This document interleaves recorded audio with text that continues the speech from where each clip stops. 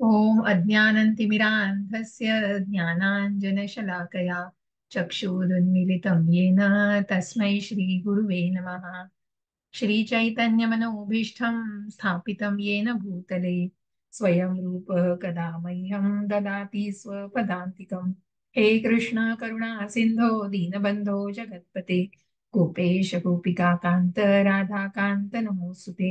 तप्त कांचन गौरांगी राधे वृंदावनेश्वरी वृषभानुसुते देवी प्रणमामि हरिप्रिये। नमो विष्णुपदाय कृष्णपृष्ठाय भूतले श्रीमते भक्तिवेदांत स्वामिन् इति नामिने। नमस्ते सरस्वते देवे गौरवाणी प्रचारिणे निर्विशेष शून्यवादी पाश्चात्य देशतारिणे। जय हो श्री कृष्ण चैतन्य प्रभु नित्यानंद श्री अद्वैत गदाधर श्रीवासादि गौर भक्त वृंद। हरे कृष्णा कृष्णा कृष्णा हरे हरे हरे रामा राम राम हरे हरे। हरे कृष्णा कृष्णा कृष्णा हरे हरे हरे राम राम राम हरे हरे। हरे कृष्णा कृष्णा कृष्णा हरे हरे हरे राम राम हरे हरे। हरे कृष्णा कृष्णा कृष्णा हरे हरे हरे राम राम हरे हरे। हरे कृष्णा कृष्णा कृष्णा हरे हरे हरे राम राम हरे हरे। हरे कृष्णा कृष्णा कृष्णा हरे हरे हरे राम राम हरे हरे। हरे कृष्णा कृष्णा कृष्णा हरे हरे हरे राम राम हरे हरे। हरे कृष्ण। सगळ्यांना पुन्हा एकदा सगळ्यांचं हरे खूप कृष्ण. मनापासून स्वागत आहे। एक सेकंद द्या मला फक्त.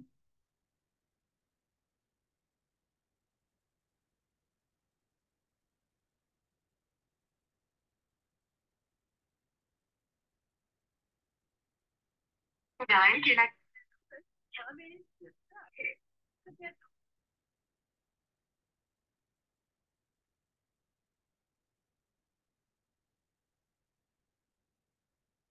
डायल केला गेलेला नंबर त्यावेळेस व्यस्त आहे. सध्या थोड्या वेळाने प्रयत्न करा. चला.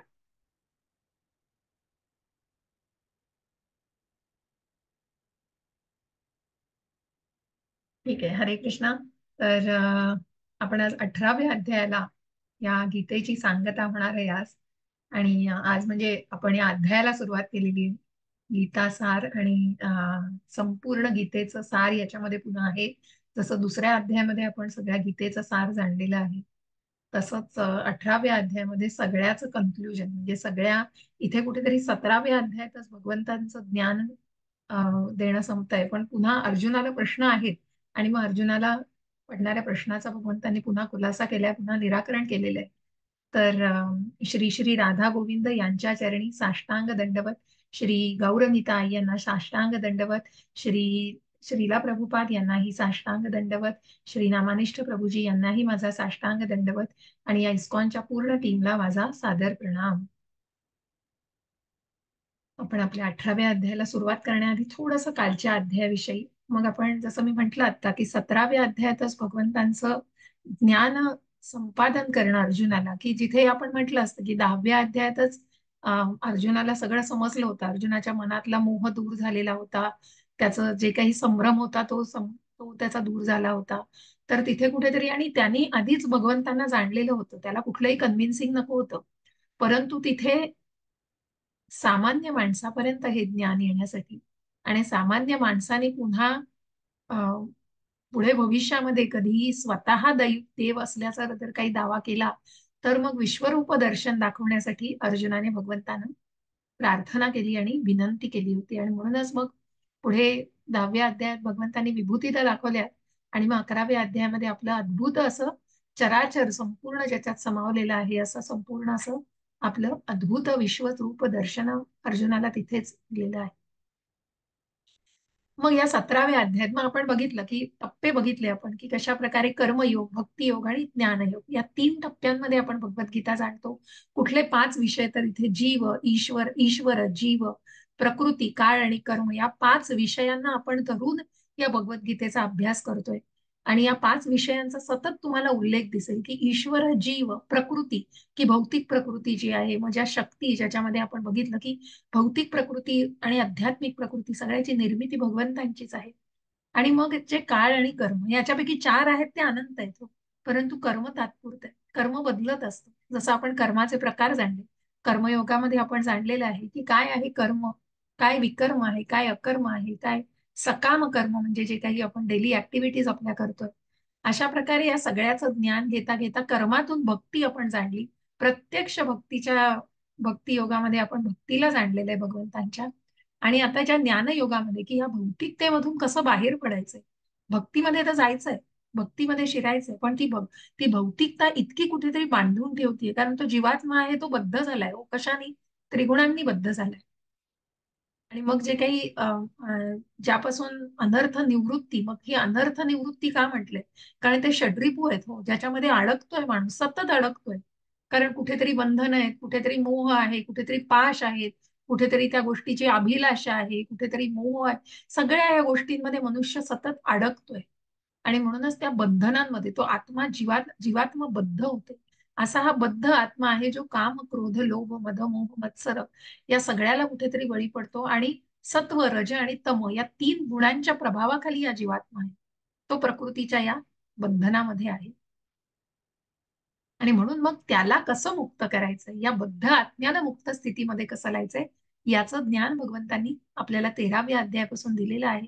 ज्या 13व्या अध्यायात आपण सगळं जाणल्या की अनेक संज्ञा भगवंता अर्जुनाला पडलेले प्रश्न, मग काय आहे क्षेत्र, क्षेत्रज्ञ, इतकं सुंदर संकल्प आपण जाणला की क्षेत्र म्हणजे आपलं 24 तत्वांचं बनलेलं शरीर. माझ्या कपिल मुनींच्या सांख्य योगामध्ये आपण ते विस्तृत प्रमाणामध्ये विस्तृत त्याच्या पूर्ण माहितीनुसार आपण जाणतो. आणि म्हणून मग जसं भागवतामध्येही याचा टप्पा आहे, म्हणजे की हे शरीर म्हणजे काय आहे. मग आपण जे दुसऱ्या अध्यायात म्हणतो शरीर नाही आत्मा आहे, पण हे नुसतं म्हणणं हे खूप सोपं आहे हो. जसं मी म्हटलं की ते आत्मसात करणं, आणि म्हणूनच या आत्मसात करण्याच्या प्रक्रियेलाच आत्मसाक्षात्काराची भावना जोपासणं, म्हणून ती कृष्ण भावनाच फक्त या साक्षात्कारामध्ये आणू शकते. आणि म्हणून ती कृष्ण भावना कशी जोपासायची याचं ज्ञान भगवंत या 13 ते पुढच्या 17 अध्यायापर्यंत देतात. आणि मग या 18व्या अध्यायामध्ये मोक्ष संन्यास योग. मग इथे आपल्याला अर्जुनाला पडलेले पुन्हा प्रश्न काही दिसत आहेत की कशा प्रकारे, मग जसं 17व्या अध्यायामध्ये आपण जाणलं की अर्जुनाला पडलेला प्रश्न पुन्हा होताच की काय आहे की विधीपूर्वक जर काही केलं नाही, जर नियमांना पारखून जर त्या गोष्टी केल्या नाहीत, तर त्याला कुठल्या प्रकारची भक्ती म्हणायची, सत्व, रज का सात्विक का राजसिक का तामसिक. मग भगवंतांनी या 3 श्रद्धांच, म्हणून श्रद्धात्रय विभाग येऊ. मग त्या त्या माध्यमातून आपण कशा प्रकारचं अन्न सेवन केल्यामुळे ही सात्विकता, राजसिकता आणि तामसिकता ही वाढीस लागते. आणि त्याप्रमाणेच मग यज्ञ, दान आणि तप या 3 गोष्टी आपण जाणल्या की सात्विक यज्ञ काय आहेत, राजसिक यज्ञ काय आहेत, सात्विक तप, राजसिक तप, सात्विक यज्ञ, तामसिक यज्ञ, तामसिक तप, आणि मग त्याच स्वरूपामध्ये दान. सात्विक दान काय आहे, राजसिक दान काय आहे आणि तामसिक दान काय. मग जसं आपण डिफरन्शिएट करून आपण जर असं प्रत्येक विभागून असं त्याचा अभ्यास केला तर खूप खूप आपल्याला सुलभ प्रकारे ते समजू शकतं. आणि तोच माझा प्रयत्न असतो. म्हणून काल बऱ्याचशा उदाहरणातनं ते सांगायचा प्रयत्न होता की जी उदाहरणं आपल्याला तात्पर्यामध्ये प्रभुपादांनी खूप सुरेख प्रकारे दिलेली आहे.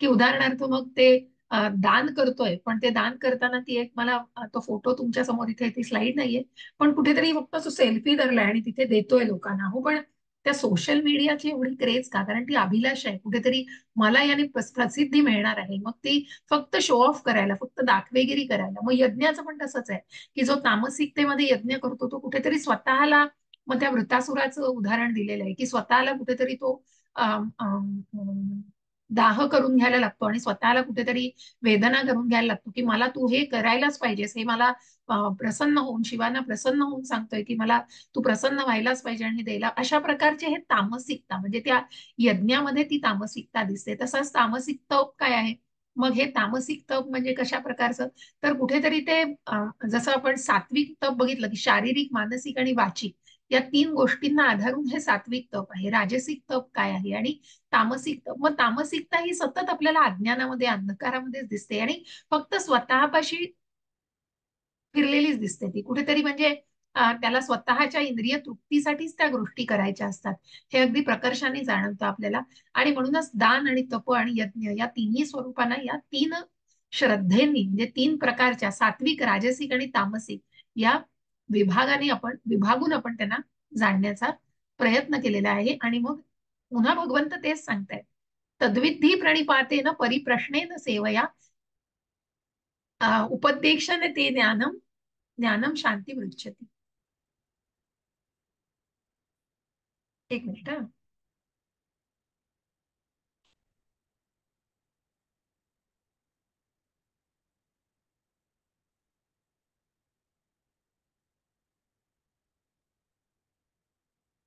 व्यक्तीशी संपर्क साध.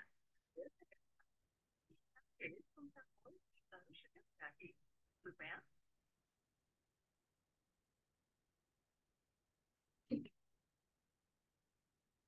तर अशा प्रकारे परिप्रक्षेण शेव म्हणजे कसं की तद्विधी प्रणिपातेन, की ज्या गुरूंकडून, म्हणजे प्रत्येक वेळी भगवंतांनी स्वतःच्या उदाहरणांनी सुद्धा सांदीपनी ऋषींच्या आश्रमात राहून प्रत्यक्ष शास्त्राचं, म्हणजे गुरुशास्त्र आणि साधूला पडताळून जे ज्ञान घेतलेलं आहे, त्या ज्ञानाची महती थोर आहे.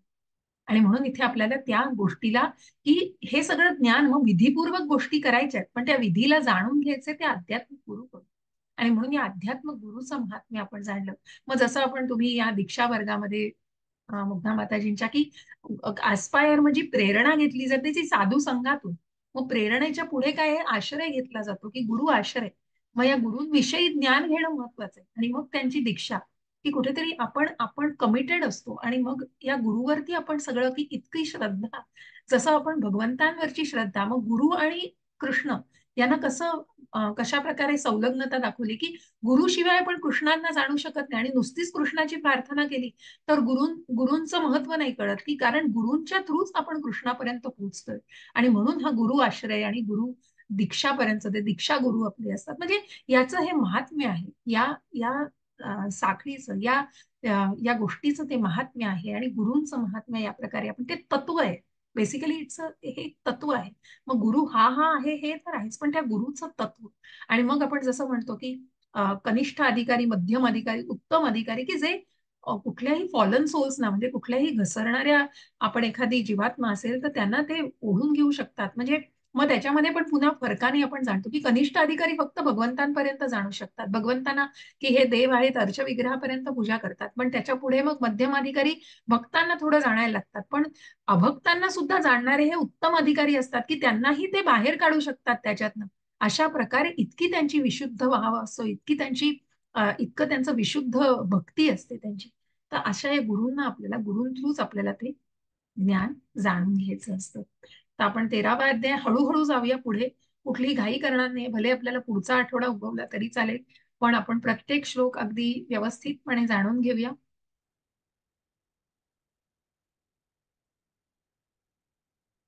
अध्याय 18वा, मोक्ष संन्यास योग, गीतेचा निष्कर्ष, त्यागाची पूर्णता. मग अर्जुनाला प्रश्न पडलाय, की त्याग म्हणजे काय. पहिल्याच श्लोकामध्ये अर्जुन भगवंतांना विचारतात. अर्जुन उवाच, संन्यासस्य महाबाहो तत्त्वमिच्छामि वेदितुम्, त्यागस्य च ऋषिकेश पृथक् केशिनिने, पृथक् केशी निषूदन. हरे कृष्णा. रीना माताजी. हरे कृष्ण माताजी. अर्जुन म्हणाला, हे महाबाहो ऋषिकेश, हे केशी निसूदन, मला त्याग आणि संन्यासाचे तत्व जाणण्याची इच्छा आहे. हरे कृष्ण माताजी. हरे कृष्ण. मग इतकं सुंदर हे अर्जुनाने प्रश्न तर विचारलाय, पण इथे तुम्ही बघाल तर हे महाभाव ऋषिकेश, मग प्रत्येक तुम्हाला 18 अध्यायामध्ये भगवंतांना वेगवेगळ्या संज्ञांनी, वेगवेगळ्या नावांनी अर्जुनाने संबोधलंय. तसंच अर्जुनाला सुद्धा भगवंतांनी पृथा, पार्थ, पृथेच्या पुत्रा, पार्थ म्हणजे जो पृथा, जो कुंती मातेचा पुत्र आहे, त्याला त्या प्रकारे मग हे जसं आपण 11व्या अध्यायामध्ये बघितलं, की जो धनुर्धारी आहे आणि जो सव्यसाची म्हटलेला आहे, की त्याला सव्यसाची म्हटलंय कारण तो निपुण आहे, तो त्या धनुर्विद्येमध्ये निपुण आहे. अशा अर्जुनाला निरनिराळ्या नावांनी संबोधले. त्याचप्रमाणे अर्जुनाने जेव्हा कृष्णांना त्या प्रकारे संबोधलेलं आहे ऋषिकेश, मग ऋषिकेश याचा अर्थ मला सांगू शकेल कोणी, रीना माताजी? कोणी? मुग्धा माता, माधुरी माताजी, इंद्रियांचा स्वामी. वसुधा माताजी. खूप छान माताजी. इंद्रियांचं स्वामित्व, की जो म्हणतो ना की सगळ्या इंद्रियांना नियंत्रित करणार. आणि मग केशिनी सुदन का म्हटलेलं आहे? केशी दैत्याचा वध केलेला. केशी असुराचा वध केलाय ना कृष्णांनी. हा, म्हणून केशिनी सुद्धा. अगदी बरोबर. म्हणजे इथे अर्जुन भगवंतांना विचारू इच्छित आहेत की हे महाबाहो ऋषिकेश, की जे सगळ्या इंद्रियांचे नियंत्रक आहेत, की अशा इंद्रियांचे नियंत्रक असणारे तुम्ही केशिनी सुदन पण तुम्ही आहात, की ज्या केशी नावाच्या आसुराचा तसेच विचार माझ्या मनामध्ये जसे, मग मधुसूदन सुद्धा म्हटलेलं आहे पहिल्या दुसऱ्या अध्यायामध्ये अर्जुनाने भगवंतांना म्हटले, कारण तिथेही अर्जुनाचा जो असमंजसपणा आहे त्याला कुठेतरी असुरी भावना दिल्या की हे असुरी विचार, जसं तू असुरांचा नाश केलेला आहेस तसं माझ्या मनातल्या या असुरांचा तू नाश कर. आणि अशा प्रकारे म्हणून भगवंतांना त्या असुरांचा नाश करणाऱ्या केशिनी सुद्धा इथे संबोधलंय अर्जुनाने. मला त्याग आणि संन्यासाचे तत्व जाणण्याची इच्छा आहे. आता बघा, त्याग काय आहे आणि संन्यास काय आहे. मग आपण त्या तिसऱ्या चौथ्या अध्यायामध्ये आपण बघितलं कर्म संन्यास योग पण जाणलेला आहे. त्यागाला पण आपण कुठेतरी त्यागाचं चक्र तेव्हा बघितलं होतं तिसऱ्या अध्यायात, की जे भगवंतांपासून भगवंतांकडे अशा या त्यागाला आपण जाणणार आहोत. मग इथे आपण त्याचा अजून विश्लेषित तात्पर्य वाचूया.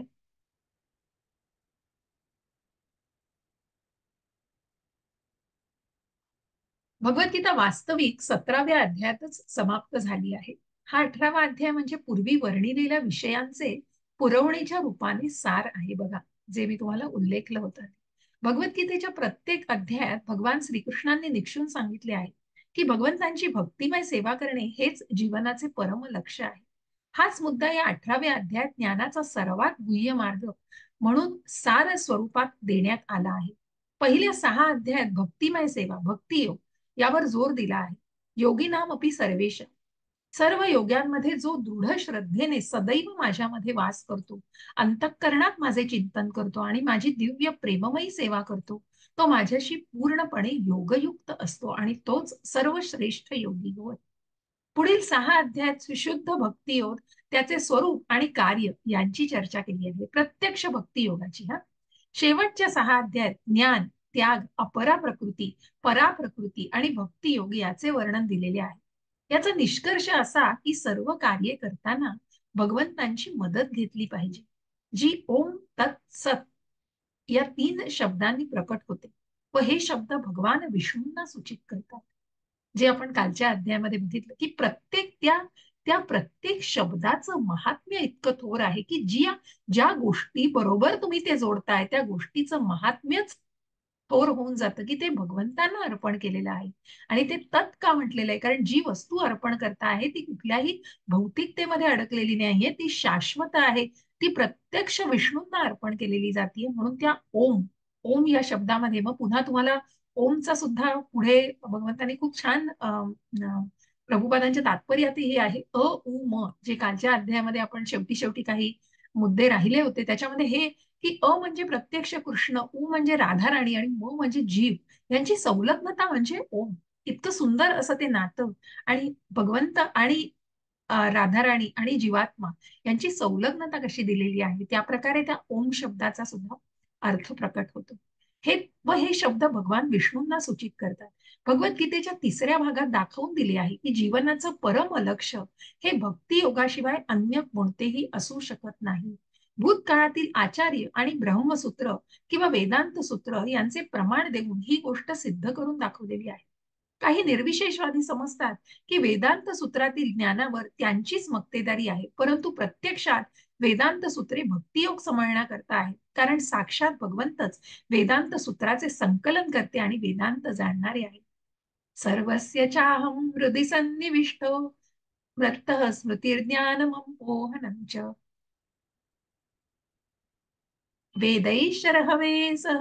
वेदैश्च सर्वैरहमेव वेद्यो वेदांत कृद्वेद विदेह चाहं. सॉरी, त्या वेदांच्या ओळी मी थोडीशी शब्दांमध्ये कन्फ्युज होणार होते. वेदांत सर्वे म्हणजे किती प्रकारे की संकलन करता, वेदांचं संकलन करता वेदांना जाणणार हे प्रत्यक्ष कृष्ण. सर्वस्य चाहमृदी, जे आपण आधीच्या अध्यायात कालच्या अध्यायात आपण जे बघितलं की मग जेव्हा अविधीपूर्वक ही भक्ती ही भगवंतांनी मान्य केलेली नाहीये, विधीपूर्वक जे भक्ती करतायत आणि जे समजून घेत आहेत त्यांना भगवंतांनी मान्यता दिलेली आहे. आणि मग तिथे आपण बघितलं की स्मरणशक्तीवर किंवा जी स्मरणशक्तीच्या 15व्या अध्यायात आपण हा अध्याय बघितला की ही स्मरणशक्ती ही पण भगवंतांमुळेच आहे. जे स्मरण विस्मरण हे भगवंतांमुळेच आहे. आणि मग ज्या आपण दक्षाच्या गोष्टीला जाणतो की जरी त्याला बकरीचं शीर लावलं होतं तरी हृदयामधून जी काही स्पंदनं होती आणि हृदयातून त्याला जे काही पूर्णपणे त्याच्या त्याच्या ज्या भावना होत्या त्याच्यामुळे ती स्मरणशक्ती आणि तो त्या त्या यज्ञाला यथेच्छपणे पूर्ण करू शकेल. बकरीचं शीर, कारण भगवंत शिवांनी सांगितलं शंकरांनी की त्याला फक्त बकरीचं शीर मिळू शकतं. कारण जेव्हा ब्रह्मांनी विनंती केलेली शंकरांना की तडपडतंय आणि अजून पूर्णपणे दक्षाचा मृत्यू झालेला नाही, तुम्ही शीर त्याला परत द्या, तेव्हा त्यांनी सांगितलं की एका वैष्णवीचा अपमान केलेला आहे आणि म्हणून त्यांना ते शीर त्यांना मिळू शकत नाही. त्याला बकरीच्या शीर मिळण्याचीच त्यांना त्या प्रकारे शिक्षा केलेली आहे भगवान शंकरांनी. आणि तरीही मग पुढे शरण आलेले आहेत दक्ष, आणि म्हणून मग दक्षांनी तो यज्ञ त्या बकरीचं शीर लावून सुद्धा तो यज्ञ यथासांग पद्धतीने पूर्ण केलेला आहे. मला एकच मिनिट द्या, मी एक फोन करते जरा.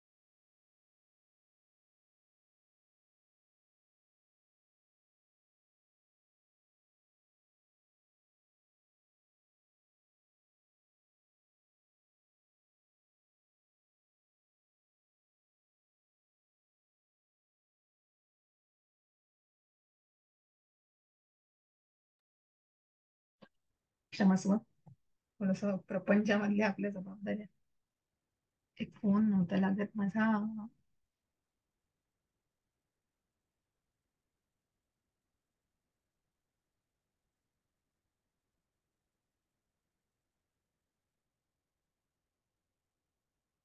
प्रत्यक्षात वेदांत सूत्रे भक्तियोग समजण्याकरता आहेत, कारण साक्षात भगवंतच वेदांत सूत्रांचे संकलन करते आणि वेदांत जाणणारे आहे. ज्या 15व्या अध्यायाचा मी आता संदर्भ दिला, हे 15व्या अध्यायात सांगितलेले आहे. प्रत्येक शास्त्र व वेदांचे भक्तियोग हेच उद्दिष्ट आहे. भगवद्गीतेतही हेच असेच सांगितले आहे. ज्याप्रमाणे दुसऱ्या अध्यायात संपूर्ण विषयवस्तूचे सार दिले आहे, त्याप्रमाणे 18व्या अध्यायात देखील संपूर्ण उपदेशाचा सार दिले आहे. त्याग आणि भौतिक प्रकृतीच्या 3 गुणांच्या पलीकडील दिव्य स्थिती प्राप्त करणे हेच जीवनाचे लक्ष्य असल्याचे सांगितले आहे. त्याग आणि संन्यास हे 2 वेगवेगळे विषय स्पष्टपणे समजून घेण्याची अर्जुनाची इच्छा आहे, म्हणून त्याने या 2 शब्दांचा अर्थ काय असे विचारले. त्याग आणि संन्यास. मग आता इथे भगवंत या 2 गोष्टींना विश्लेषण करून भगवत अर्जुनाला समजावणार आहे.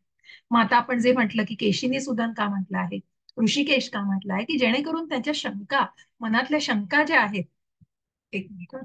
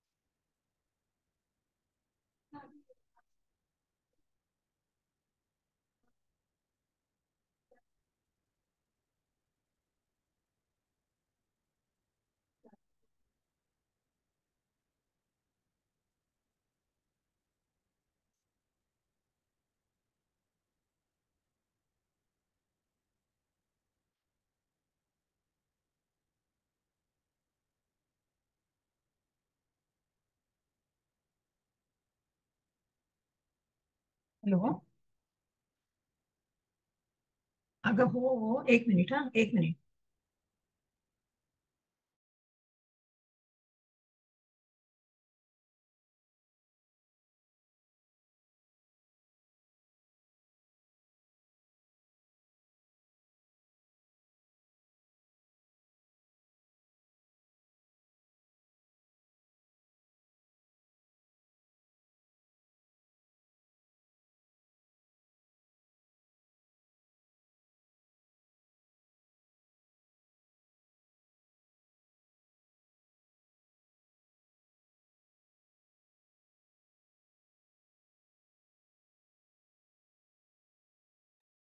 क्षमस्व, इंटरकॉमचं काम चालू आहे आमच्या सोसायटीत आणि त्याच्यात एक दोन फोन घ्यायला लागलेले, तर काही अडचणी येतात. क्षमस्व, थोडी लिंक जाते, पण काही वेळेला इलाज नसतो. भगवद्गीतेतही असंच सांगितलंय, जे आपण वेदांचं ज्ञान भगवंतांकडून, आणि म्हणून मग ज्या प्रकारे जसं म्हटलं की दुसऱ्या अध्यायामध्ये गीतेचं सार दिलेलं आहे, तसं या अध्यायामध्ये सुद्धा संपूर्ण गीता आतापर्यंत 17व्या अध्यायापर्यंत भगवंतांनी जे ज्ञान दिलंय, त्या ज्ञानाचीच पुन्हा पुनरावृत्ती सगळी आहे. आणि पुन्हा त्याची रिव्हिजन आपण जे म्हणतो ना, एक प्रकारची उजळणी केलेली. पण इथे भगवंतांनी अर्जुनाने भगवंतांना जो प्रश्न विचारलाय की त्याग आणि संन्यास, मग हे भगवंतांनी तिसऱ्या, चौथ्या, पाचव्या अध्यायामध्ये जे कर्मयोग, कर्म संन्यास योग, मग त्याग काय आहे, मग जो कोण कोण पूर्णपणे योगी, जे भगवंतांनी इथे सांगितलेलं आहे की संपूर्ण म्हणजे ज्याला परिपूर्ण असं योगी म्हटलंय, ज्यांनी मनाचं मनावरती आपलं नियंत्रण मिळवलेलं आहे. एकदम खाली.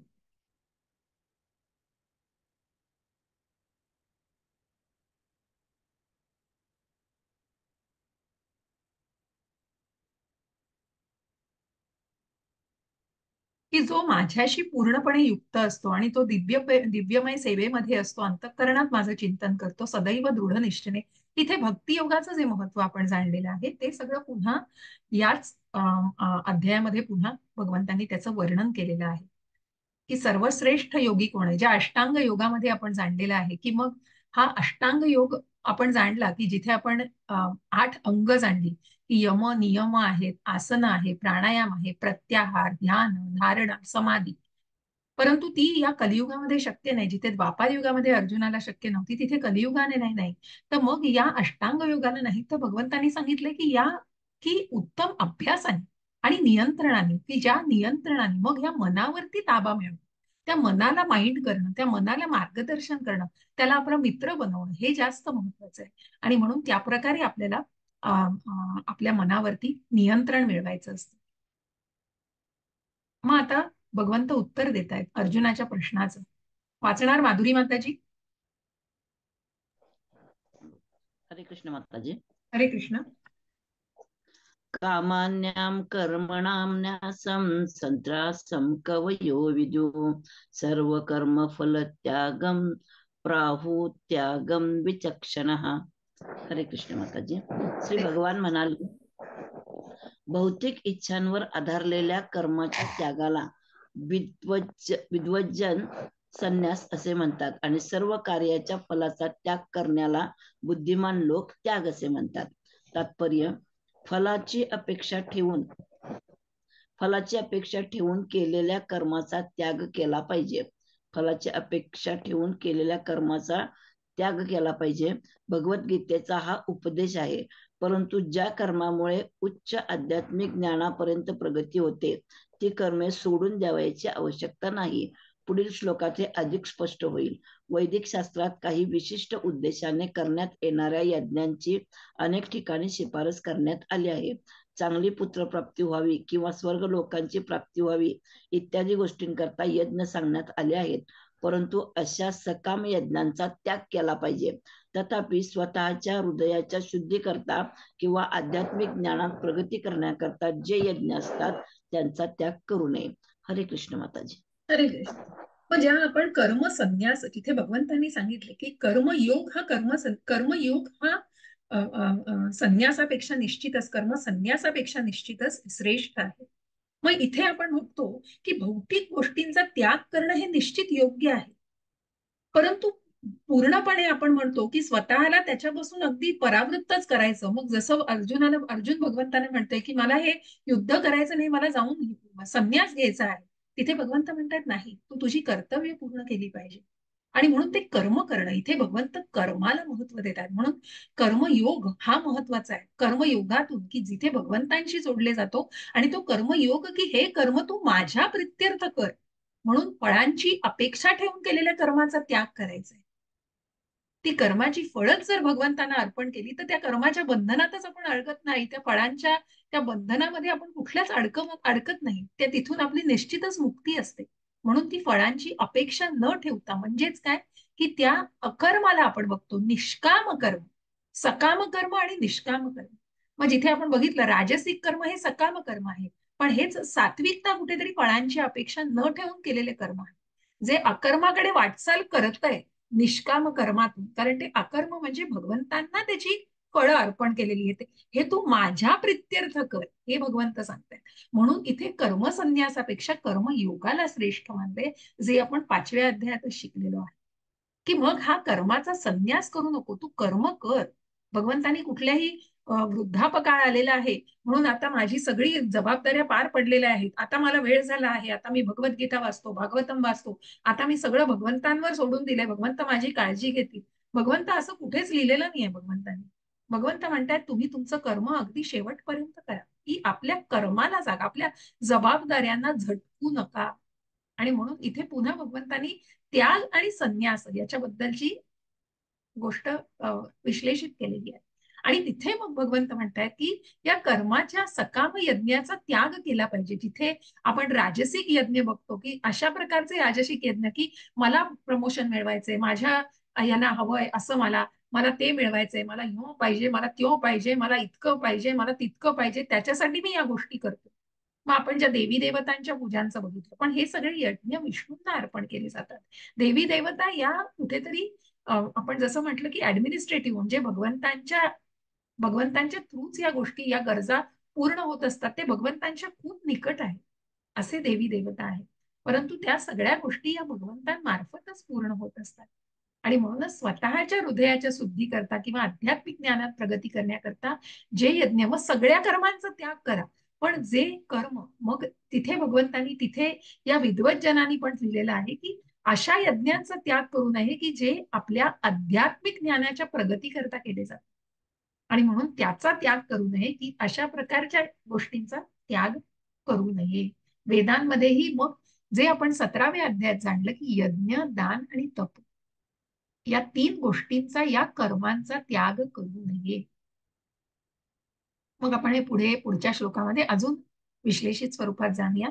त्याज्यम दोषवदित्येके कर्म प्राहुर्मनीषिणाः यज्ञदान तपः कर्म न त्याज्यमिति चापरे.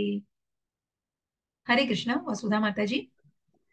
काही विद्वजन घोषित करतात की सर्व प्रकारच्या सकाम कर्मांना दोषपूर्ण समजून त्यागले पाहिजे, परंतु इतर विचारवंतांचे असे म्हणणे आहे की यज्ञ, दान, तप अशा कर्माचा कधीही त्याग करू नये. तात्पर्य: वैदिक शास्त्रात अशा अनेक कर्माचा उल्लेख आहे ज्यांच्याविषयी मतभेद आहेत. उदाहरणार्थ म्हटले जाते की यज्ञात पशूचा बळी देता येतो, पण काहींचे म्हणणे असे आहे की पशुहत्या ही पूर्णपणे निंद्य आहे.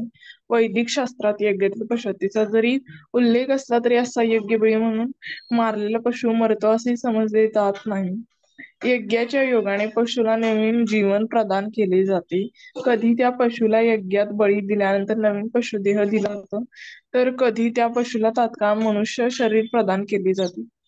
परंतु यासंबंधी विचारवंतांमध्ये मतभेद आहेत. काही जण म्हणतात की विशेष यज्ञाकरता पशुहत्या इष्ट आहे. यज्ञ कर्मास संबंधी ही जी सर्व निरनिराळ्या मते आहेत त्यांविषयी आता स्वतः भगवंत स्पष्टीकरण करीत आहेत. हरे कृष्ण माताजी. हरे कृष्ण. मग हे जे पशु बळी दिले जातात याविषयीचा याच्यात उल्लेख केला आहे अनेक कर्मांचा की ज्याविषयी मतभेद आहे. मग तुम्ही म्हणाल जे बुद्धिझम जे आहे, मग इथे आत्ताच जेव्हा भागवतामध्ये याचा उल्लेख आहे पहिल्या स्कंदातल्या तिसऱ्या अध्यायामध्ये, की जिथे मग जेव्हा अवतार सांगितलेले आहेत सगळे भगवंतांचे, तिथे बुद्धाचा अवतार भगवंतांनी जेव्हा घेतला होता, तर त्यावेळेला जेव्हा पशुहत्या केली जायची, तर या पशुहत्येला कुठेतरी निषेध केलेला आहे. या पशुहत्येचा 1 सेकंद बेल वाजली, दार उघडलं.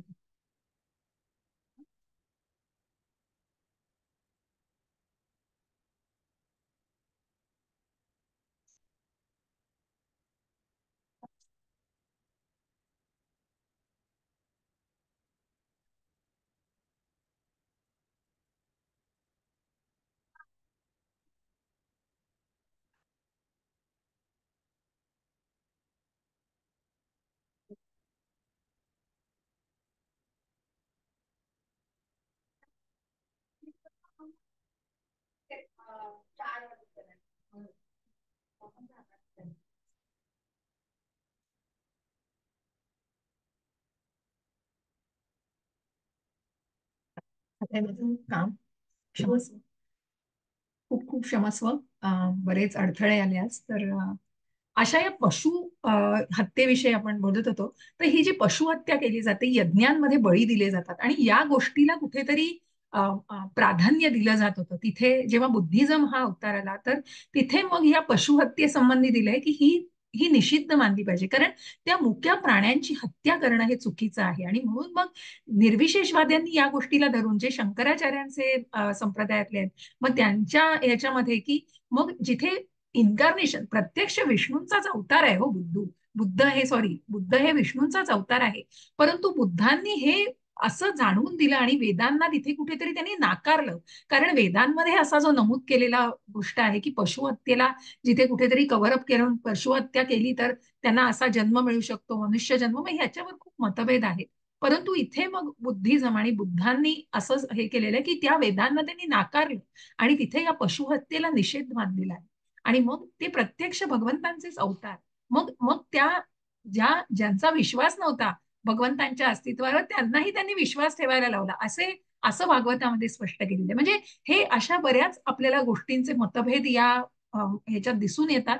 परंतु ज्या गोष्टी चुकीच्या आहेत आणि आता भगवंत प्रत्यक्ष याविषयी आपल्याला सांगतायत, निश्चयं शृणु मे तत्र त्यागे भरत सत्तम, त्यागो हि पुरुष व्याघ्र त्रिविधः संप्रकीर्तितः. हरे कृष्ण. रीना माताजी. हरे कृष्ण माताजी. हे भरत श्रेष्ठ, आता त्यागाबद्दलचा माझा निर्णय ऐक. हे नर शार्दूल शास्त्रामध्ये 3 प्रकारच्या त्यागांचे वर्णन केलेले आहे. हरे कृष्ण माताजी. हरे कृष्ण. वाचा माताजी तात्पर्य. हो माताजी. तात्पर्य: त्यागाविषयी जरी मतभेद असले तरी येथे भगवान श्रीकृष्ण आपला जो निर्णय अभिव्यक्त करतात तो निर्णय अंतिम समजला पाहिजे. एकंदरीत वेदशास्त्रे म्हणजे भगवंतांनी दिलेले निरनिराळे कायदे आहेत, परंतु येथे तर भगवंत स्वयं उपस्थित आहेत आणि म्हणून त्यांचा निर्णय अंतिम समजला पाहिजे. ठीक आहे, ठीक आहे. हां, अंतिम समजला पाहिजे. भगवान सांगतात की भौतिक प्रकृतीच्या 3 गुणांपैकी ज्या गुणांनुसार त्याग केला जात आहे त्या त्याचा प्रकार समजला पाहिजे. हरे कृष्ण माताजी. हरे कृष्ण. बघा, आणि म्हणून इथे भगवंत सांगतायत की ज्या त्रिगुणांचा, मग आपल्याला हे स्पष्ट झालेलं आहे आधीच की जे काही मनुष्य कर्म करतोय त्याच्यावर त्रिगुणांचा प्रभाव आहे, आणि म्हणून त्यागाविषयी जरी मतभेद असले तरी भगवान श्रीकृष्ण आपला निर्णय जो व्यक्त करतायत तो अंतिम निर्णय इथे भगवंतांनी प्रत्यक्ष हे ज्ञान दिलेलं आहे, म्हणून त्यांचा निर्णय हा अंतिम निर्णय. म्हणून इथे भगवंत प्रत्यक्ष सांगतायत की ज्या त्रिगुणांच्या प्रभावाने जे त्याग भावना सांगतायत ती तो त्या प्रकारचा त्याग, मग तो सात्विक त्याग, राजसिक त्याग आणि तामसिक त्याग. मग अशा प्रकारचा तो त्याग, मग जे कर्माच्या फळांची अपेक्षा न करता ती गोष्ट करतायत तो त्याग सात्विक त्याग. मग जिथे कर्माची फळं अपेक्षा करून केला जातोय तो राजसिक त्याग. आणि जिथे कुठे अज्ञानच आहे की जे माझं नाहीये ते सुद्धा माझं बघण्याचा प्रयत्न केला जातोय, तिथे कुठे त्यागाची भावनाच नाहीये, सगळं अज्ञानात अंधकारामध्ये आहे. अशा प्रकारच्या गोष्टीला भगवंताने इथे समजावून सांगितलं की त्या प्रकारचा तो त्याग समजला पाहिजे. हरे कृष्ण. माधुरी माताजी. हरे कृष्ण माताजी. यज्ञ दान तपः कर्मं न त्याज्यं कार्यमेव तत् यज्ञोदानं तपश्चैव पावनानि मनीषिणाम्. अर्थ, यज्ञ, दान, तप या स्वरूपाच्या कर्माचा त्याग करू नये. ती कर्मे केलीच पाहिजेत.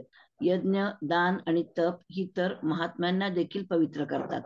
तात्पर्य, योगी जनांनी मानव समाजाच्या प्रगती करता कर्मे केली पाहिजेत. मनुष्याच्या आध्यात्मिक जीवनात प्रगती व्हावी याकरता अनेक संस्कार सांगण्यात आले आहेत.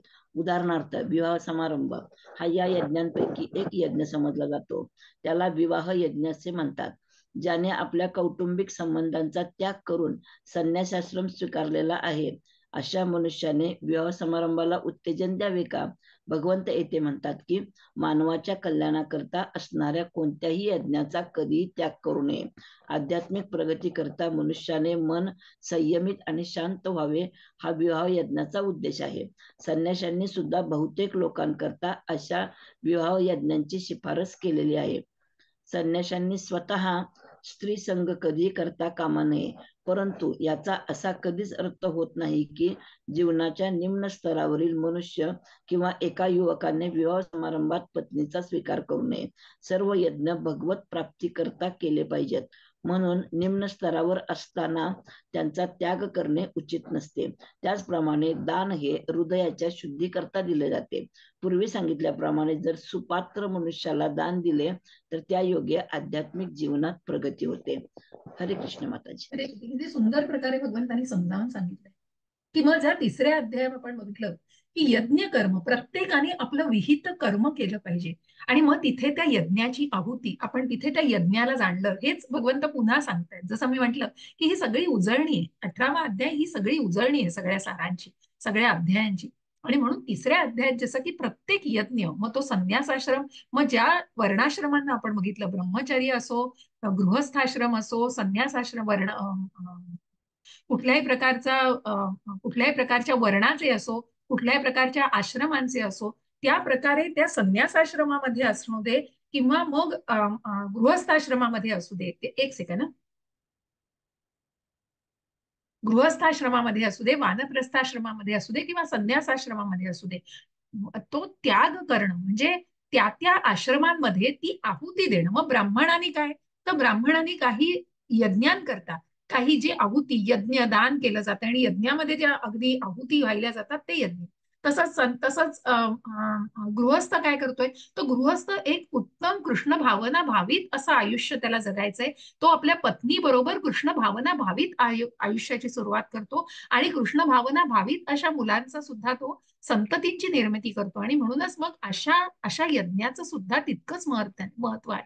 म्हणून इथे भगवंतांनी सांगितलंय की कुठल्याही प्रकारे त्याग करायला सांगितलेलं नाही निम्न स्तरावरील त्या व्यक्तीला. मग ती जेव्हा आध्यात्मिक कार्यामध्ये कुठेतरी अडथळा बनत असेल आणि कुठेतरी ज्या मार्गावरती आपल्याला तो निर्णय घ्यायचा असेल त्या त्या त्या व्यवस्थित अशा, आपण म्हणतो ना, जसं आता श्रील प्रभुपादांचं उदाहरण आपण बघतो की त्यांनी आपल्या गृहस्थाश्रम त्यांनी पूर्णपणे निभावलेला आहे आणि त्याच्यानंतर जेव्हा त्यांच्या पत्नी मुलं यांच्याकडून त्यांना कुठल्याच प्रकारचा सहकार्य नव्हतं आणि जिथे त्यांच्या पत्नीनी चहा कॉफी करता, त्यांची चहा बिस्किटं करता, त्यांचे भागवताचे स्कंद जाऊन रद्दीमध्ये दिले, अशा पत्नीला त्यांनी विचारलं की तुला मी हवाय का चहा हवाय. मग त्यांनी चहाचं उत्तर दिलं. तिने ते भले ते चेष्टेमध्ये दिलं असेल, परंतु प्रभुपादांना लक्षात आलं की काय हवंय या भौतिकतेमध्ये आहेत आणि प्रभुपादांचं मिशन हे त्यांच्या गुरूंनी दिलेलं मिशन होतं आणि या सगळ्याकरता मग त्यांनी तो संन्यास धर्म स्वीकारलेला आहे.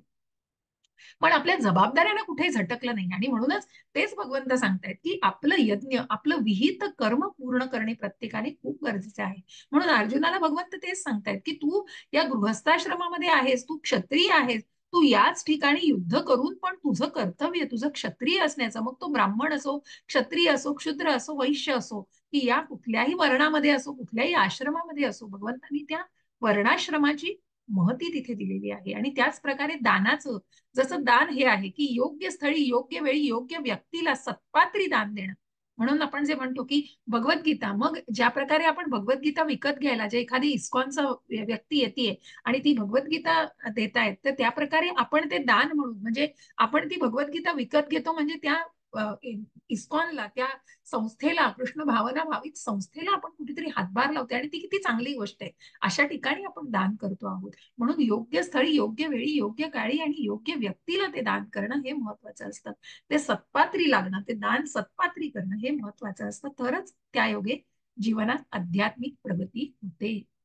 एतान्यपि तु कर्माणि संगं त्यक्त्वा फलानि च कर्तव्यानि ति मे पार्थ निश्चितं मतमुत्तमम्. हरे कृष्ण. वसुधा माताजी.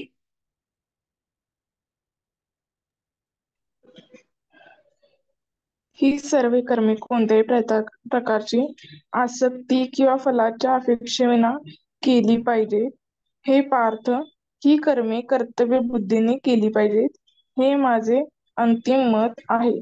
सर्व यज्ञ जरी शुद्धीकरण करणारे असले तरी अशा यज्ञापासून मनुष्याने फलाची अपेक्षा ठेवू नये.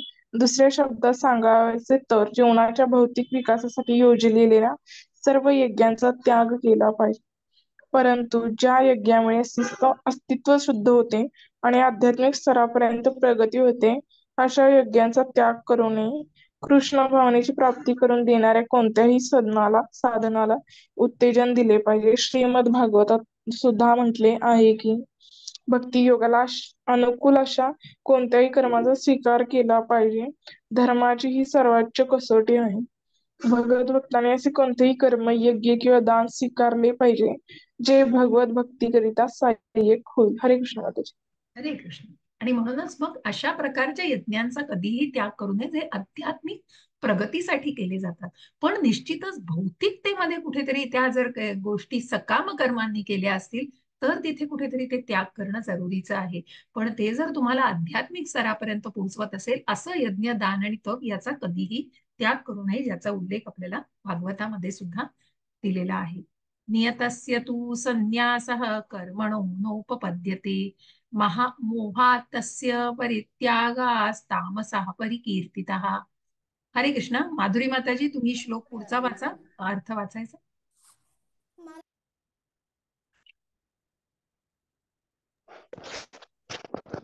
हरे कृष्ण. हरे कृष्ण.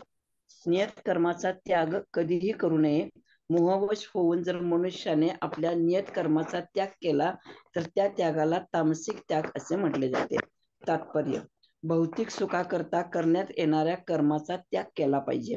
तथापि ज्या कर्मामुळे आध्यात्मिक कार्याची प्रगती होते, उदाहरणार्थ भगवंतांकरता अन्न शिजविणे, त्यांना नैवेद्य दाखवणे आणि नंतर त्याचा प्रसाद म्हणून स्वीकार करणे, अशा कर्माची शिफारस केलेली आहे. असे म्हटले जाते की संन्याशाने स्वतः करता अन्न शिजवू नये. स्वतः करता अन्न शिजविण्यास प्रतिबंध असला तरी भगवंतांकरता अन्न शिजवणे निषिद्ध नाही. तसेच आपल्या शिष्याची कृष्ण भावनेत प्रगती व्हावी म्हणून एक संन्यासी त्याचा विवाह संपन्न करू शकतो. जर कोणी अशा विविध कर्माचा त्याग केला तर तो तमोगुणी कर्म करीत आहे असे समजावे. हरे कृष्ण माताजी. हरे कृष्ण. कारण तमोगुणी व्यक्ती का म्हटलंय, कारण ती अज्ञानात आहे.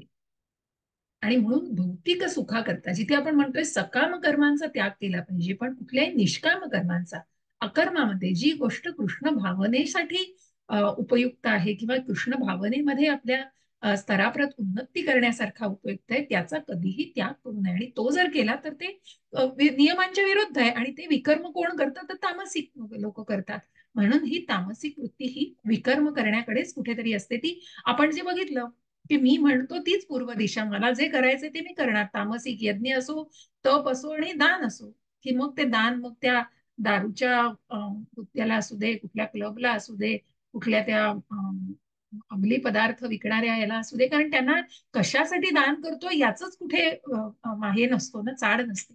आणि म्हणून अशा तामसिक दान की योग्य ठिकाणी, आणि मग त्या गोष्टीला प्रोत्साहन दिलं जातं, चुकीच्या गोष्टींना प्रोत्साहन दिलं जातं, अशा दानाला तामसिक दान म्हटले जाते. दुःखमेत्येव यत्कर्म कायक्लेशभयात् त्यजेत् सकृत्वा राजसं त्यागं नैव त्यागं फलं लभेत. हरे कृष्ण. रीना माताजी. हरे कृष्ण माताजी. जो मनुष्य नियत कर्मांना कष्टप्रद समजून किंवा ते शरीराला क्लेश देतील या भीतीने त्यांचा त्याग करतो, त्याच्याबद्दल असे म्हटले जाते की त्याने रजोगुणात त्याग केला आहे. असे कार्य कधीही त्यागाच्या उन्नतीच्या दिशेने नेत नसते. हरे कृष्ण माताजी. हरे कृष्ण. तात्पर्य वाचाल माताजी. हो छोटे माताजी. छोटे तात्पर्य तात्पर्य. आहेत. आणि येस. हो तात्पर्य. जो मनुष्य कृष्ण भावनेत स्थित आहे त्याने सकाम कर्म करावे लागते. या भीतीपोटी धनार्जन बंद करता कामा नये. कर्म करून जर एखाद्याला पैसे कृष्ण भावनेत वापरता येत असतील किंवा सकाळी लवकर उठल्याने दिव्य कृष्ण भावनेचा विकास करता येत असेल तर भीतीने अशी कार्ये न करण्याचे काहीच कारण नाही किंवा अशा कार्यांना कष्टप्रद समजायचे कारण नाही. अशा त्यागाला रजोगुणी समजण्यात येते. रजोगुणी कर्माचे फल नेहमीच क्लेशदायक असते. जर एखाद्याने त्या भावनेत कर्माचा त्याग केला तर त्याला त्यागाचे फळ कधीच लाभत नाही. हरे कृष्ण माताजी. हरे कृष्ण. कारण मग ते कुठेतरी पळवाट सोडायची, त्याच्यामध्ये कुठेतरी पळ काढायचा त्या गोष्टीपासून, की ते कर्मच करायचं नाही. त्या कर्माचा पासून की जर ते कर्म, म्हणून इथे भगवंतांनी कर्मयोगाला महत्व, कर्म संन्यास नाही. मग सकाम कर्मामध्ये जो मनुष्य कृष्ण भावनेमध्ये स्थित आहे त्याला सकाम कर्म करावे लागते. या भीतीपोटी त्यांनी ते कर्माचाच त्याग करावा असं कुठेही भगवंतांनी सांगितलं नाही. ते कर्म तुम्ही कृष्ण भावनेमध्ये वापरू शकता, जे काही अर्थार्जन करताय. म्हणून भगवंत 12व्या अध्यायात सांगतायत तुमचा वेळ द्या, नाही तर तुमचं जे काही आहे ते तुम्ही थोडं तरी तुमचं अर्पण करा मला, आणि ते महत्वाचं आहे. आणि म्हणून भगवंत जिथे म्हणतात की ज्ञान आहे, ज्ञानापेक्षा ध्यान श्रेष्ठ आहे, ध्यानापेक्षा निष्काम कर्म श्रेष्ठ आहे. आणि म्हणून जे आपण सगळ्या भक्तीला आपण जिथे जाणलेलं आहे की जिथे साधना भक्ती आहे, शुद्ध भक्ती आहे, मग भगवंतांनी किती ऑप्शन्स दिलेत बघा भक्तीमध्ये सुद्धा, की मग तुम्हाला हे जमत नाही तुम्ही असे करा, नियम फॉलो करा, नियम जमत नाही माझ्यासाठी कर्म करा, कर्म जमत नाही करायला कर्माची फळं मला अर्पण करा, तेही जमत नसेल तर ज्ञान घ्या, ज्ञानापेक्षा ध्यान आहे, ध्यानापेक्षा निष्काम कर्म की ती भगवंतांना ती फळं अर्पण करा. अशा प्रकारे की ते कर्म स्वतःला फळं न घेता ती कर्म भगवंतांसाठी ते कर्म करा, हे तुम्ही करू शकता. आणि म्हणून त्याला मग कुठेतरी तशा ते फक्त भक्तच करू शकतो हे भगवंत त्या. आणि भगवंतांना कोण भक्त प्रिय आहे, त्या प्रकारे भगवंतांनी त्याचं वर्णन नंतर सांगितलेलं आहे. मग जे या कर्मापासून पळतायत त्यांना मात्र रजोगुणी म्हणावं, कारण रजोगुणी त्याग आहे. तो त्याग का केला जातोय, कारण कुठेतरी पळवाट काढतोय, कुठेतरी त्याच्यातनं ते त्यांना करायचं नाहीये. कुठेतरी आपण म्हणतो ना की जसं अर्जुन आता करतोय, अर्जुनाला युद्धच करायचं नाही म्हणून तो कारण काढतोय, पण अर्जुन हा खूप उच्च स्तरावर आहे. आणि तो का करतोय, कारण तो कुठेतरी रिप्रेझेंट करतोय सामान्य माणसाला. म्हणून ही भगवंतांचीच योजना आहे. पण ते जे आपल्या कामापासून पळत आहेत त्या संन्यासाला मात्र रजोगुणी त्याग म्हणा. कार्यमित्येव यत्कर्म नियतं क्रियते अर्जुन संगं त्यक्त्वा फलं चैव सत्यागः सात्विको मतः. हरे कृष्ण. वसुधा माताजी. हे अर्जुन, ज्यावेळी मनुष्य नियत कर्मे करायलाच हवे म्हणून करतो आणि सर्व प्रकारची भौतिक संगत आणि फलाची आसक्ती सोडून देतो त्यावेळी त्याचा त्याग सात्विक समजला जातो. नियत कर्म कर्तव्याच्या भावनेने केले पाहिजे. मनुष्याला फलासक्ती सोडून कर्म केले पाहिजे. त्याने कर्माच्या गुणांपासून अलग झाले पाहिजे. कारखान्यात कृष्ण भावनेने कर्म करणारा मनुष्य स्वतःला कारखान्यातील कार्यात गुंतवून ठेवीत नाही अथवा कारखान्यातील कामगारांचा संग करीत नाही. तो केवळ श्रीकृष्णाकरिता कर्म करीत असतो आणि ज्यावेळी तो कर्मफल श्रीकृष्णांना अर्पण करतो त्यावेळी तो दिवसभरावर कार्य करीत असतो. कृष्ण माताजी. हरे कृष्ण. मग प्रॅक्टिकली जी लोक विचारतात की आता जेव्हा हे प्रश्न क्लासेसमध्ये असे विचारले जातात की मग आम्ही तर सगळं प्रपंचामध्ये अडकलेलो आहे आणि कशी काय सकाळपासून ते रात्रीपर्यंत मग कृष्ण भावना कशी काय जोपासायची, कशी काय ती वाढीस वृद्धिंगत कशी करायची. मग याचं उत्तर भगवंतांनी दिले आहे की कर्तव्य, तुम्ही तुमचं कर्म कुठेच सोडू नका, तुम्ही तुमचं नियत कर्म करा. म्हणून त्याला यज्ञ म्हटलंय, त्या कर्माला भगवंतांनी यज्ञच म्हटलंय. तो यज्ञ आणि तो यज्ञ पार पाडलाच पाहिजे. परंतु त्याही मध्ये तुम्ही ती कृतज्ञता जपू शकता. अन्न खाताय, अन्न कृष्णाला अर्पण करून खा, नैवेद्य म्हणून खा. जे काही धन मिळवत आहात त्याच्यातला काही भाग जो रूप गोस्वामींनी सांगितलं नेक्टर ऑफ डिव्होशन मध्ये, भक्ती रसामृत सिंधू मध्ये, की 50% हे कृष्ण भावना भावित कर्मासाठी द्या, 25% हे आपल्या नातेवाईकांना काही त्यांना आवश्यक आहे त्याच्यात, आणि 25% हे स्वतःच्या इमर्जन्सीसाठी ठेवा, स्वतःसाठी लागणारे ठेवा. हे अशा प्रकारे विभागणी केलेली आहे ज्या अर्थार्जन आपण केलं जातं. म्हणजे तुम्ही तेच कृष्ण भावनेमध्ये तुम्ही निश्चित ते करू शकता. जे मी करतो आहे ते सर्व कृष्णार्पण, की मग तो डॉक्टर असू दे, इंजिनियर असू दे, कुठलाही वकील असू दे, कुठल्याही कुठल्याही काय म्हणतो ना आपण, कुठल्याही याच्यामध्ये असू दे, भागामध्ये असू दे, त्याच्या कुठल्याही फील्डमध्ये त्याचं असू दे काम करणं, परंतु तो कृष्ण भावनेमध्ये ते कर्म निश्चित करू शकतो. ते जे काही मिळवतोय, मग एखादा डॉक्टर सुद्धा हो की ही, मग डॉक्टर पुढे जिथे म्हणतात ना की जिथे सायन्स संपते तिथून अध्यात्म सुरू होतं, कारण अध्यात्म हे आहेच, मुळातच आहे अध्यात्म, की ज्याचं मान्य पाहिजे, ज्याचं कुठेही आपण म्हणतो ना की जे मानलं पाहिजे, जे मनुष्याने स्वतः मी मी मी मी यांनी फक्त केलंय.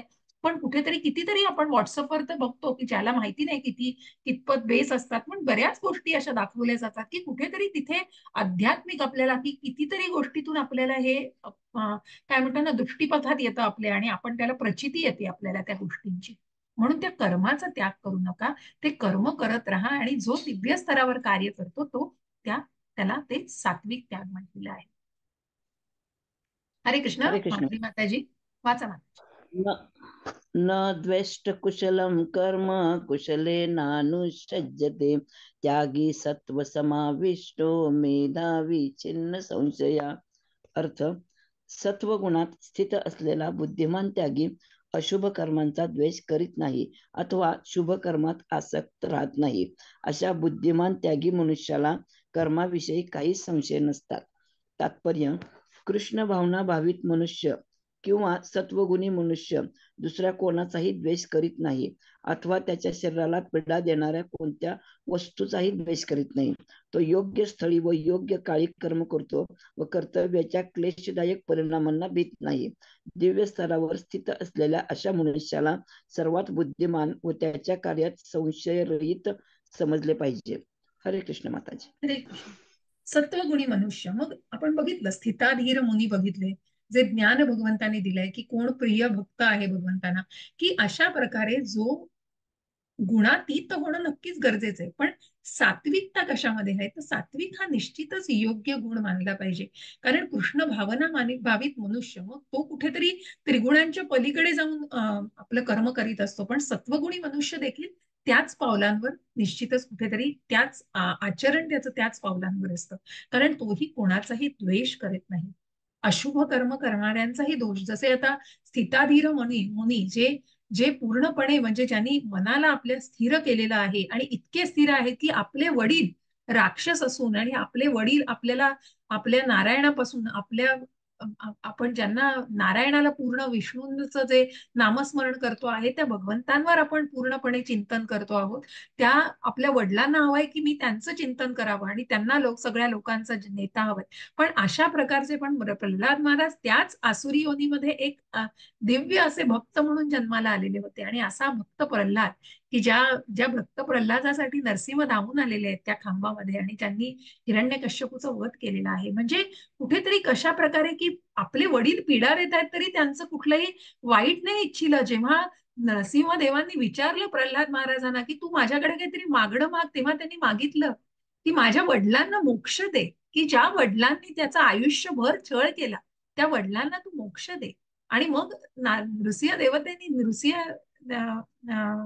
राजांनी त्यांना हे दिलेलं आहे, भगवंतांनी त्यांना आशीर्वाद दिलेले आहे की नुसतं तुम्हीच नाही, नरसिंह फक्त हिरण्यकश्यप नाही तर तुमच्या 21 पिढ्यांना मोक्ष मिळेल. एक मिनिट.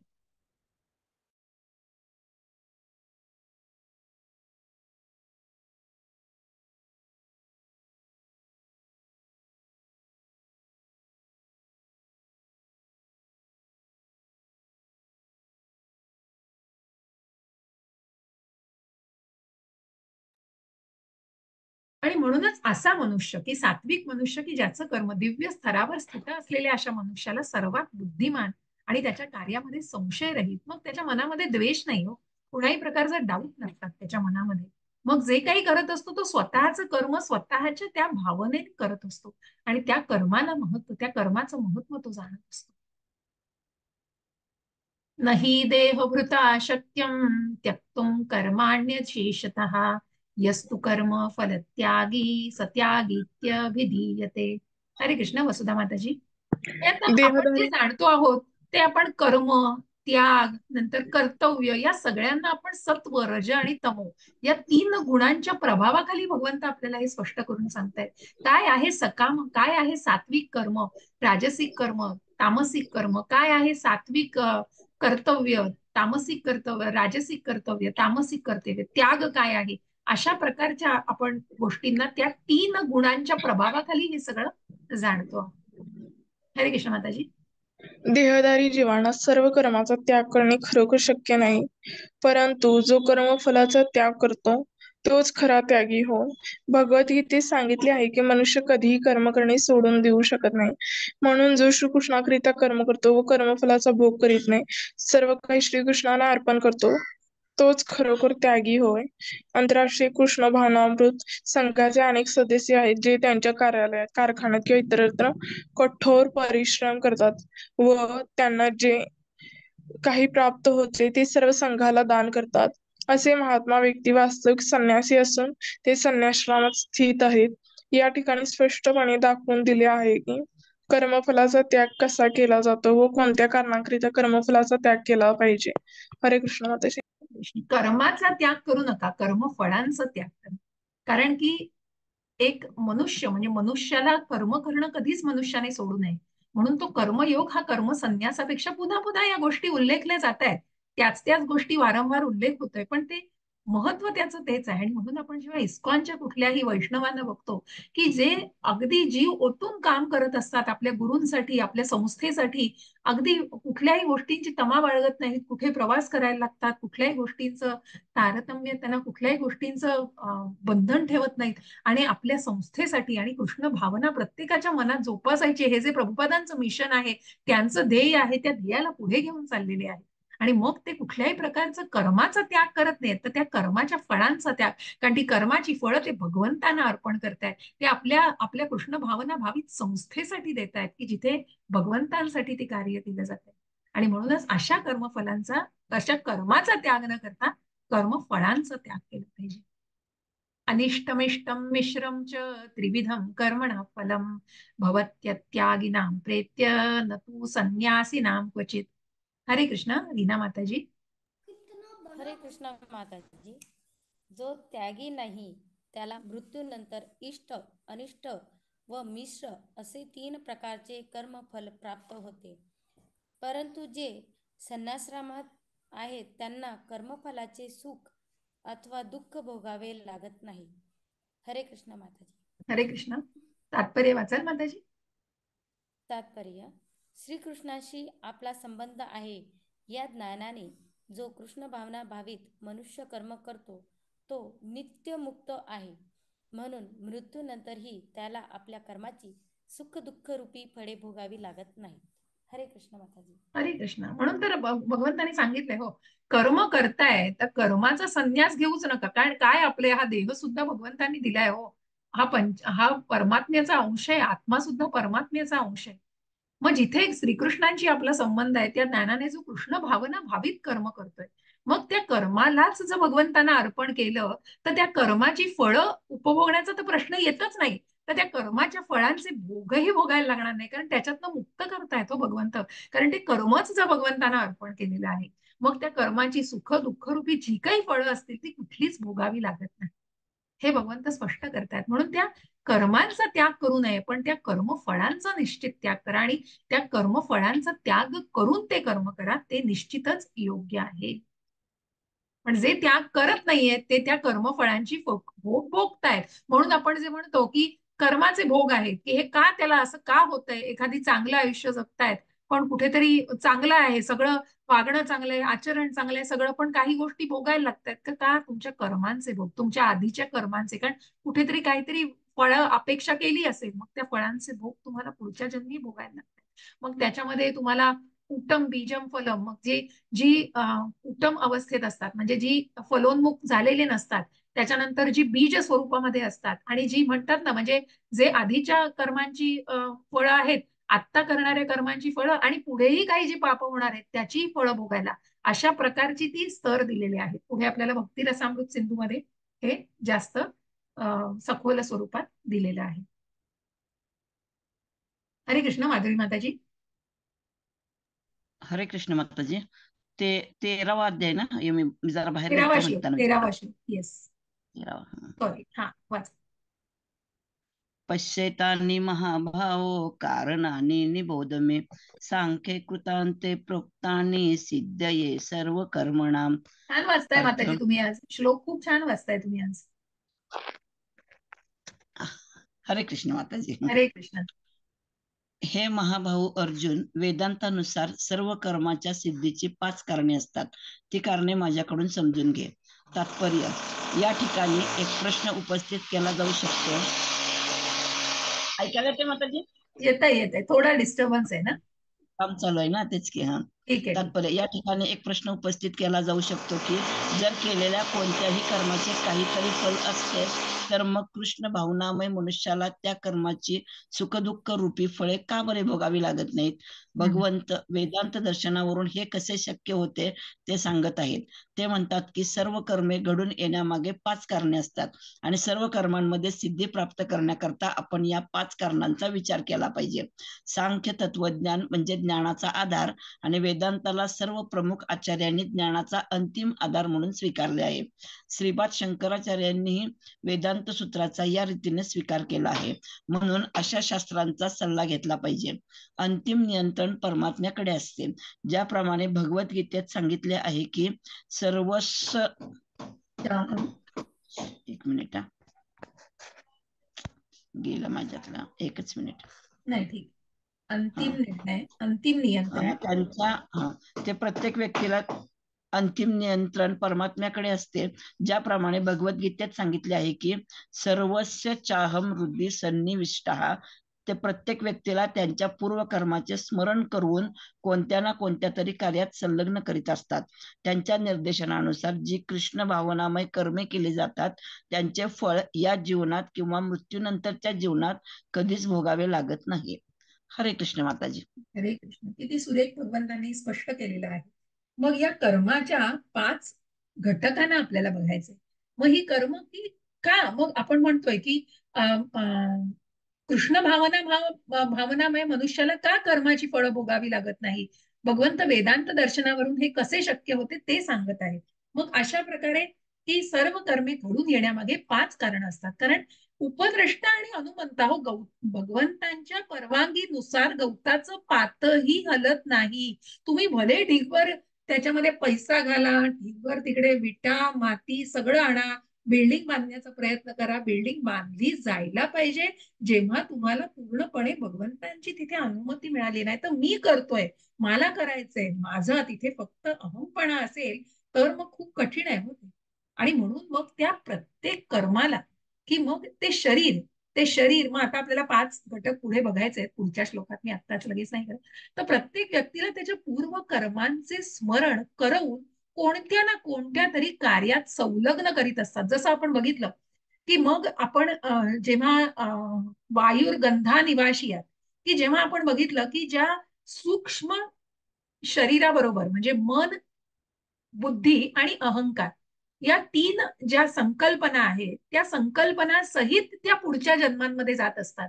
कारण त्या कर्मामध्ये, त्या जन्मामध्ये त्यांनी ज्या काही गोष्टींचं स्मरण केलंय किंवा जे काही स्मरण आहे ज्याच्यात ते गुंतलेत, ज्या इच्छा ते करतायत, त्या इच्छांमुळे त्यांना पुढचा जन्म. मग कुत्र्या मांजरासारखं जर काही वागलं तर त्यांना ते कुत्र्या मांजराचाच जन्म मिळणार आहे. मग त्या संकल्पना ज्या आहेत, मग ते भ्याव भ्याव, भो भो करणं, म्याव म्याव करणं, जे काही त्या त्या पशुशी आधारित निगडित आहे, त्या भावना पुढच्या, त्या संकल्पना पुढच्या जन्मात ते सूक्ष्म मन घेऊन जात असतं. आणि म्हणूनच अशा प्रकारे ते पुढच्या जन्मामध्ये त्या गोष्टीची तयारी केली जात असते.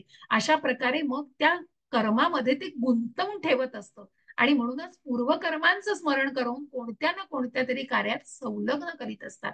त्यांच्या निर्देशनानुसार जी कृष्ण भावनामय कर्म केली जातात त्यांचे फळ या जीवनात किंवा मृत्यूनंतरच्या जीवनातही कधीच भोगावे लागत नाही. कारण तिथे कर्मच भगवंतांसाठी केलं जाते. जिथे कर्म फक्त अहंभावाने केलं जातं, मी माझा, ज्या तामसिक गोष्टीमध्ये ज्या आपण दैवासुर संपद विभाग योगामध्ये बघतोय, माझे नातेवाईक, माझा पैसा, माझं हे, मी माझं, माझ्या नंतर सगळी मध्ये मी आहे. हो, तिथे कुठेच कृष्ण नाहीये, कृष्ण मिसिंग आहे.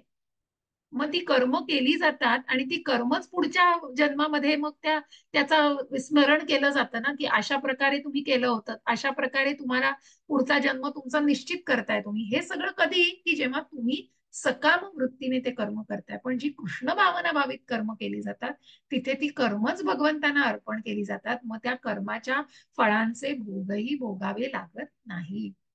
येतंय का लक्षात? हरे कृष्ण. इथे काही शंका आहे कोणाला? इथे काही नाही विचारायचंय? माताजी, नाही माताजी, येते लक्षात. येतंय लक्षात? नाही, लक्षात येतंय. येतंय, ग्रेट. हो मग हो. आता त्या कर्माचे माताजी, घटक हो. आपल्याला जाणायचे. ठीक आहे, हरे कृष्ण.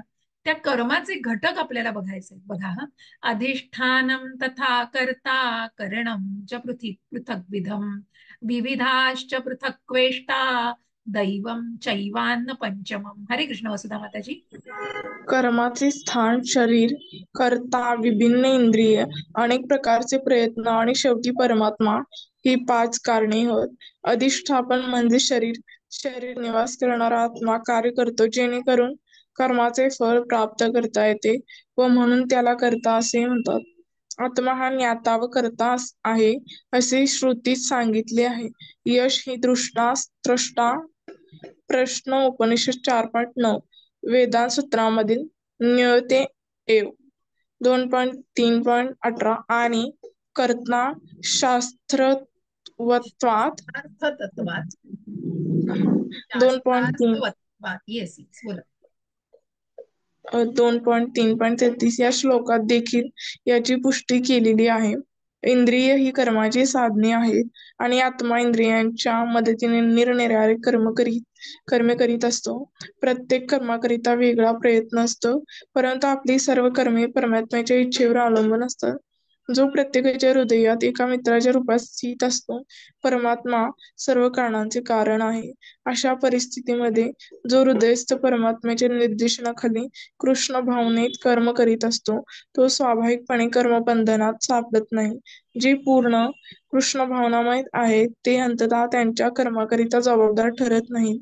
सर्व काही परम इच्छा परमात्मा भगवंतावर अवलंबून असते. हरे कृष्ण माताजी. हरे कृष्ण. किती सुंदर दिलंय की मग त्या घटक, आणि या प्रत्येकाला रेफरन्स दिलाय बघा वेदांत सूत्राचा. मग जसं म्हटलंय की जसं अर्जुनाने सुद्धा जेव्हा सांगितलं भगवंतांना की हे सगळं तुम्ही सांगताय तुमच्या स्वमुखातून, ज्याचं असित, व्यास, देवल, नारदांनी याची पुष्टी दिलेली आहे. शास्त्रामध्ये पण याचा उल्लेख आहे, वेदांमध्ये पण याचा उल्लेख आहे. म्हणून इथे प्रत्येक ठिकाणी तुम्हाला संदर्भ दिसेल. ज्ञाता व कर्ता हे कशा, आत्मा हा ज्ञाता व कर्ता आहे असं श्रुतीत सांगितलंय.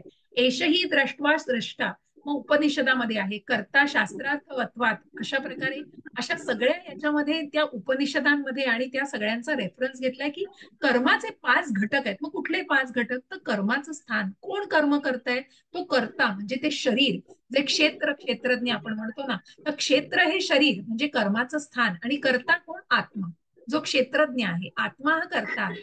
आणि विभिन्न इंद्रिये ज्यांच्या प्रयत्नांनी ते कर्म केलं जातं, अनेक प्रकारचे प्रयत्न, जे प्रयत्न केले जातात, पण शेवटी कोणाची इच्छा आहे? तर परमात्म्याची. इच्छा ढीगभर करावं, पण त्या इच्छा परमेश्वराच्या अधीन आहेत. सगळ्या इच्छा ते पूर्ण करण्याचं काम फक्त भगवंत करतायत. त्यांच्या इच्छेशिवाय कुठलीच गोष्ट इकडची काडी तिकडे हलणार नाही, गवताचं पात हलत नाही, इतकं आपल्याला स्पष्ट केलंय. आणि म्हणून ह्या कर्माचे घटक जाणून घ्या. कर्माचे घटकामध्ये जरी तो कर्ता, जरी ते शरीर असलं, इंद्रिय असली, इंद्रिय ही आत्मा हा या इंद्रियांच्या मदतीने ते कर्म करतोय, पण ते कर्म जर कृष्णासाठीच केलं, त्या कृष्ण भावनेमध्येच केलं, तर तिथे परमात्मा अनुमती नक्कीच देतोय आणि त्या कर्म बंधनातही अडकवत नाही. हो, हे लक्षात घ्यायचंय. शरीर वाङ् मनोभिर्यत् कर्म प्रारभते नरः न्याय्यं वा विपरीतं वा पच्यैते तस्य हेतवः. हरे कृष्ण. रीना माताजी. हरे कृष्ण माताजी. शरीराने, वाणीने किंवा मनाने न्याय्य किंवा त्याच्या विपरीत असे जे काही कर्म मनुष्य करतो, या 5 कारणांमुळे घडत असते. हरे कृष्ण माताजी. हरे कृष्ण. तात्पर्य माताजी वाचा. आपण सगळ्याची हो तात्पर्य माताजी. वाचतोय. हा, ओके माताजी. ते कसं तुम्ही त्याचे ते विश्लेषण करतात ना, त्यामुळे वाचत नाही माताजी मी. नाही, ठीक आहे, ठीक आहे. आपण वाचल्यावर पण त्याचं विश्लेषण करतोय आणि त्याच्यातले जे काही शब्द हो आहेत, काही संदर्भ आहेत, ते घेतोय ना, म्हणून मी ते तात्पर्य प्रत्येकाचं वाचते. खूप मोठं असलं तर काही मुद्दे घेतो आपण. ठीक आहे, बोला माताजी. हरे कृष्ण. तात्पर्य: या श्लोकातील न्याय, योग्य आणि त्याच्या न्याय्य, विपरीत, न्याय्य माताजी, न्याय नाही, न्याय्य, न्याय्य. हा, न्याय्य, योग्य आणि त्याच्या विपरीत अयोग्य हे शब्द महत्त्वपूर्ण आहेत. योग्य कार्य शास्त्रात दिलेल्या आदेशानुसार केले जाते आणि अयोग्य कार्य शास्त्रांचा आदेश न जुमानता केलेले असते. परंतु जे काही कर्म केले जाते, त्या कर्माच्या पूर्णतेकरिता ही 5 कारणे आवश्यक आहेत. हरे कृष्ण माताजी. हरे कृष्ण. मग कर्माचं जे सात्विक असो, राजसिक असो, तामसिक असो, हे हे तात्पर्य खूप सुंदर आणि सुलभ दिलेले आहेत प्रभुपादांनी. त्यामुळे तात्पर्य सोडण्याची इच्छाच होते. म्हणजे त्या तात्पर्यातल्या ज्या संज्ञा आहेत त्याही म्हणून तुमच्या डोळ्याखालून जाव्या, ही माझी मनापासून. नाही तर मग तुम्हाला अर्थ वाचल्यानंतर मी त्याच्याबद्दल सांगेन स्पष्ट करून, पण मुद्दाम आपण हे तात्पर्य लहानही स्वरूपात दिलेली आहेत आणि खूप टू द पॉइंट आहेत की न्याय्य, ज्या गोष्टी योग्य आहेत, आणि विपरीत, मग जे कर्म केलं जात आहे हे जर शास्त्राच्या अनुसार केलं झालं तर ते योग्य कर्म आहे. अयोग्य कर्म कधी? ते जर विकर्म आहे, जे आदेशाला न जुमानता. परंतु जे काही कर्म केलं जातं त्या कर्मांच्या पूर्णतेकरता ही 5 कारण, जे काही कर्म असेल, मग कुठलंही कर्म तुम्ही करायला घ्याल, एखादं आपल्या प्राकृतिक जीवनातलं, हे विकायला नेलं आहे, हे बांधायला घेतलं आहे, हे काही गोष्टी करतोय आपण, कुठल्याही प्रकारच्या गोष्टी कार्य करायला घेतलंय, त्या कार्य करण्याच्या त्या कर्मामध्ये हे 5 घटक, की ते शरीर, तो आत्मा, ती इंद्रिय, त्या इंद्रियांचे प्रयत्न आणि परमात्म्याची अनुमती, या 5 गोष्टी अत्यंत महत्वाच्या आहेत. तर मला वाटतं 5:45 झालेत, आपण इथे थांबूया. 5:48 झालेत, 15 श्लोक झालेत. आपण टप्प्याटप्प्याने जाऊ, आपल्याला घाई नाहीये. जरी श्लोक जास्त असले तरी आपण अजून 3-4 दिवसामध्ये नक्की 18वा अध्याय, कारण खूप सुंदर आहे 18वा अध्याय. म्हणजे आधी सगळं ज्ञान तुम्हाला मिळालंय, पण पुन्हा आपण जी उजळणी करतोय ती भगवंतांनी छान प्रकारे आपल्याला अजून समजेल या प्रकारे, आणि प्रभुपादांचं तात्पर्य तितकंच सुलभ आहे म्हणून जे आपण वाचतोय. तर आपण निश्चित थोडं हळूहळू जाऊया. 3-4 दिवस लागले तरी माझी हरकत नाहीये, आणि तुम्हालाही सगळ्यांना चालेल, राईट? हो हो माताजी, हो, काहीच अजून प्रॉब्लेम जास्त नाही. घेतलं हो तरी माताजी. चालेल माताजी. ओके, ठीक आहे. म्हणूनच मी कुठेही घाई नाही करत आहे. आपण अगदी काय प्रत्येक श्लोकाचं निरूपण, विश्लेषण करून मला जी उदाहरणं देता येतात त्या प्रकारे सांगण्याचा प्रयत्न आहे, आणि प्रामाणिक प्रयत्न तोच आहे की तुमच्यापर्यंत हे ज्ञान पुन्हा उजळणी का करतोय, पण ते अगदी योग्य, कारण हे खूप खूप महत्वाचं आहे. आता हे कर्माची कारणं, त्याच्यानंतर कशा प्रकारे मग त्या कर्माचे भोगात कसं अडकायचं, बद्ध आत्मा का अडकते, हे मनाला पडलेले प्रश्न असतात. मग का एखादी चांगली व्यक्ती वागतीये पण का त्याला भोगायला लागतंय, का त्याला वाईट गोष्टींना तोंड द्यायला लागतंय, त्याची उत्तरं आहेत ती आपल्याला. म्हणून भगवद्गीता प्रत्येक प्रश्नाचं उत्तर सापडतं असं जे दिलेलं आहे ती फॅक्ट आहे. तुम्हाला 18व्या अध्यायात तर सगळ्या प्रॅक्टिकल गोष्टींचा उल्लेख भगवंतांनी केलाय की जे या उजळणीतनं आपल्याला अजून स्पष्ट होतं. तर मी ते शेअरिंग थांबवते आणि रेकॉर्डिंग थांबवते. तर भारती देवी खूप दिवसांनी आल्या आहेत माताजी. हरे कृष्ण माताजी, मी तुम्हाला बघितलंच नाही, मला वाटलं प्रभूजी आले. हरे कृष्ण, कशा आहात माताजी? नाही, बरं आहे आता थोडस, पण ठीक आहे, आता थोडं बसता येत आहे. हो हो, तुम्हाला विकनेस खूप आला असेल ना आणि त्याच्यामुळे. हा, विकनेस, खूपच विकनेस आहे. बरोबर, नाही काळजी घ्या तुम्ही आणि रेकॉर्डिंग ऐकत राहा. पण खूप छान वाटलं आला. रेकॉर्डिंग ऐकते मी. खूप छान माताजी. हो हो, रेकॉर्डिंग मात्र ऐकते.